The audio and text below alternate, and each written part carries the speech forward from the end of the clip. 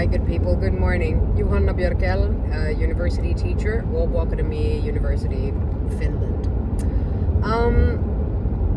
I work with socio-materiality, post-humanism, post-qualitative research a little bit. And my field is anything really that has to do with pedagogy. Higher education pedagogy is my personal interest area, but I work with class teachers, subject teachers, special education teachers, and study counselors, and adult education and vet education also. So, like, within anything. Something that just struck me, and I haven't looked in at all into the theory of this or like any research on this. But listening to a student talk about teaching and learning with multicultural students, intercultural students, with culturally and linguistically responsive teaching, I kind of just saw this image in front of my head that I thought that I could talk about a little bit. There is something about where you place the object of work. Let me talk you through this. All right, so if I, as a special educator or a teacher, come in and place whatever it is that we're supposed to learn, let's call that like a learning object. It can be an artifact, it can be a concept, it can be tangible, non-tangible. But depending on where I place it in the learning process, I think different things are going to happen. And I'm going to bet you that there is research talking about this since the 19th century. Maybe even Aristotle has talked about this. We don't know at this point. But I'm just talking through it. All right. So, because what I know intuitively and from my own teaching experience is that if I come in and I place the learning object in between me and the students, there's going to be resistance to either the object, me as a teacher, or other students. Or in terms of students with barriers to learning and social participation, BAPS,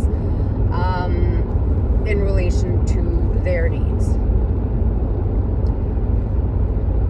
So, in this sense, I'm placing myself in a hierarchical power struggle with the learner. For instance, I can see like a teacher kind of presenting something as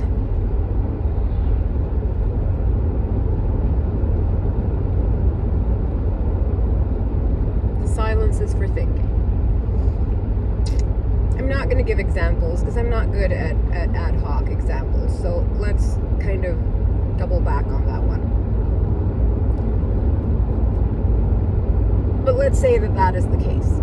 But then I, as a teacher, can come in, place myself physically or mentally on the same side of the table as the learner, and we can look at it together. That is when I have to give up a little bit of what I call the dark side of pedagogy, which is that all teachers have some form of control issues.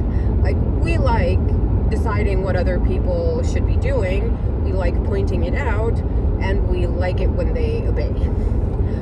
So there is like that power struggle, and it just highlights the power hierarchy that's there already. So use your power for good, not evil, is usually what I say. So if you've been able to kind of problematize that, and you're able to see it in your day-to-day, and you're able to talk about it with your students, and you're able to kind of allow. I was just talking also with my course assistant about the fact that I put in, when I grade my students, like in the message that I send together with the grade on the learning platform, I also add the sentence, and I've added it due to experience, is the sentence, if I've counted wrong, if there are things that you've done that I have missed, or if there's anything that you're wondering about the grade, please feel free to ask me, and please feel free to tell me, and we'll make the corrections immediately. My course assistant was kind of, why do you need to say this? And I said, because when I say it out loud, I'm opening up for students who wouldn't naturally feel inclined to talk to the teacher, to come tell me, who'd rather feel disempowered by it. I'm now empowering students to actually take that step, which can empower them to do it in a situation where the teacher hasn't extended that. So I'm not only working for me and my relationship with my students, but I'm also working with that student's future relationship with teachers as well. Because usually most teachers are amenable and up for the task and up for the challenge of actually changing things. But to me, it's unnecessary to say, but I say it for students who are not like me. I'm also showing indirectly that I'm a safe space where you can come and bring your grievances if there are any. In the same way as every course starts, I also always give the name of my supervisor and let students know that if they feel that they can't tell me, or if they can't talk to me about it, or if things happen in my course that they feel need to be addressed, then that is the name of my supervisor. Please feel free to contact them. But stating still that, of course, I wish they would talk to me first, but if they feel that they can't, please feel free. And so addressing the power struggle.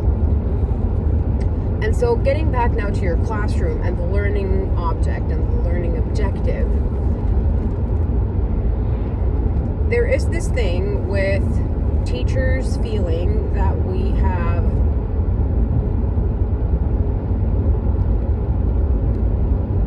where like the power struggle is actually the opposite, where we would feel like we would want to address issues like a learner together with the student. So placing the object like to the side of both of us, but we're on the same side of that learning object. But there are points where we feel like if I, so to speak, turn up vulnerable, then that is a flaw. It is a misstep. It is creating like me showing my jugular so that students or parents or administrators or fellow teachers can kind of like jump at my throat. I want you to realize that the reason that is there is because that the most behavioristic and conservative students in your class are going to be, or the people in the class who are the most kind of conservative are the students. So whenever you make pedagogical change for the better, to be more learner-centered, to engage the student, to empower the student, that is when you're going to get pushback. And I'm not saying that you should disregard pushback ever. I'm saying that you then need to listen to the pushback and always have a scientific reason to why you're making the decision that you're making. And so if that means like, Googling one article that would help your cause, and if anyone then questioned it, you could go back and go like, oh, look at this. People have seen that when you do this and that, then learning becomes better. And so intentionally stepping off the pedestal of the teacher role in order to not play dumb, but in order to play Indiana Jones with the students. Sorry for the 90s reference.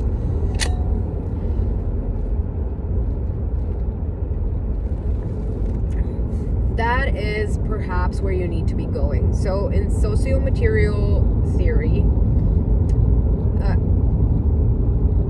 things analytically take on the same role as a human. So in this particular instance, you'll have the teacher, the student, the learning material. This is like the didactical triangle in that sense. And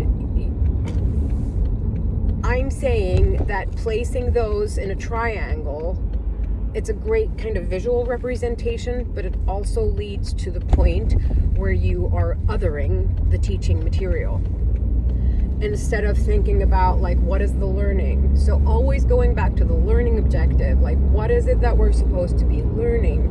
And can we learn about that together in a way that I'm not alienating certain groups of students or certain types of students or all students in that sense? So, where am I going with this?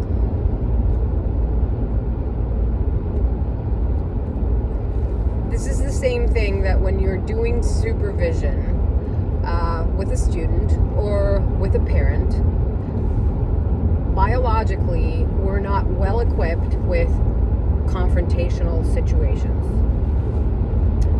And so when you have that, what you're going to trigger is aggression of some sort, passive aggressive behavior, whatever it is. And the easiest way to not have that, let's say that you're having a parent-teacher conference. Like, first of all, don't place parents in the classroom at small desks, because it will transport them back into their own experience in that type of classroom, and you'll have obstinate little kids who are trying to rebel against the power and difference. But when you take an adult table into that same classroom, if that is all that you have, and place adult chairs and place yourself perpendicular to that parent and actually sit on the same side of the table, slightly facing towards each other. Not a lot, and not like all both facing away, but slightly angling the chairs so that they sit a little bit at an angle to one another. That is when you're going to create the environment through the objects and the surroundings, and through the common task that you have together. And so that same thing applies in there, which means don't place the student, in that case, between you and the parent, because that's often how parents can be made to feel. Place you and the parent on the same side and ask questions to enhance this in terms of like, what can we do to help the student? What can we what can you bring to the table that I don't know, and what can I bring to the table that you probably don't know, that will enhance the learning or the safety or the emotion and relation with the student. Like, a parent could help you with a difficult student by letting you know what they're interested in, that they would never share with you. But they will only do that if they feel safe with you, like the parents. And so create safe environments where this goes for students with BAPS as well.